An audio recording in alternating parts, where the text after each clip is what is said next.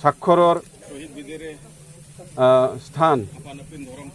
ভাৰতবৰ্ষৰ ৰাজধানী নতুন দিল্লীত সমাপ্ত হৈ গ'ল আৰু আমাৰ শান্তি চুক্তিৰ দফাসমূহত যথেষ্ট আমাৰ ৰক্ষা কৱচৰ কথাবিলাক সন্নিৱিষ্ট কৰা আছে। চৰকাৰে আমাক কথা দিছিল যে অসমৰ সমূহ আদিবাসীসকলক উন্নয়নমুখী কৰিবলৈ চৰকাৰে এখন উন্নয়ন পৰিষদ এখন গঠন কৰি দিব। হয়, বহুদিন অতিক্ৰম হৈ গ'ল, 6 মাহ পাৰ হৈ গ'ল, কিন্তু চৰকাৰৰ বহুত কৰণীয় কাম থাকে, যাৰ কাৰণে হয়তো চৰকাৰে অলপ দেৰি কৰিলে। তথাপিও আমি চাবলৈ পালোঁ যোৱাকালি বাজেট অধিৱেশন যিটো সম্পূৰ্ণ হৈ গ'ল 16 তাৰিখত আমি চাবলৈ পালোঁ যে আমাৰ অসম বিধানসভাত আদিবাসীৰ বিশেষকৈ 4টা যি পইণ্টছ আদিবাসীক উন্নয়নমুখী কৰিবলৈ যি পইণ্টছ চৰকাৰে হাতত লৈছে বাজেট আকাৰে আৰু আমাক যি সন্মান প্ৰদৰ্শন কৰিছে তাৰ প্ৰতি আমি চৰকাৰক অসম চৰকাৰৰ লগতে ভাৰত চৰকাৰক আমি ধন্যবাদ জ্ঞাপন কৰিছোঁ। আৰু বিশেষকৈ আমি অসম চৰকাৰৰ মাননীয় মুখ্যমন্ত্ৰী ডক্টৰ হিমন্ত বিশ্ব শৰ্মা দেৱক আমি ধন্যবাদ জ্ঞাপন কৰাৰ লগতে তেওঁৰ লগত যিমান সতীৰ্থ জড়িত হৈ আছে চৰকাৰী পক্ষত সকলোকে আমি ধন্যবাদ জ্ঞাপন কৰিছোঁ। লগতে আমি বিৰোধী পক্ষকো আমি ধন্যবাদ জ্ঞাপন কৰিছোঁ, কিয়নো সদনত উত্থাপন হোৱাৰ পিছত তেখেতসকলে সমৰ্থন আগবঢ়াইছে, যাৰ কাৰণে আমি তেখেতসকলকো ধন্যবাদ জ্ঞাপন কৰিছোঁ।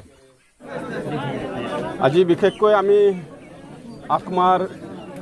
চাপকাটা সাব ডেজিগনেটেড শিবিৰত এটা অনুষ্ঠান ৰাখিছোঁ আৰু এই অনুষ্ঠানখন আকমাৰ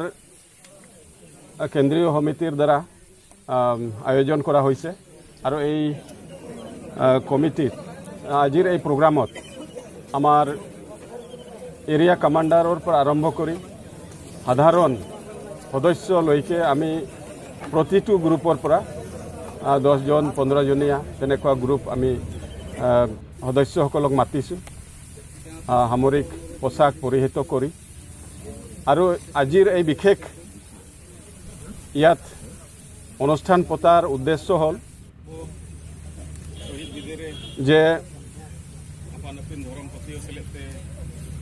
আমাৰ দীৰ্ঘদিনীয়া সংগ্ৰামৰ পিছত এইটো সৰ্বজন বিদিত কথা যে আকমাৰ জন্ম হৈছিল 1996 চনৰ 7 জুলাই তাৰিখে আৰু তেতিয়াৰে পৰাই 2001লৈকে আকমাই সশস্ত্ৰ সংগ্ৰাম চলাইছে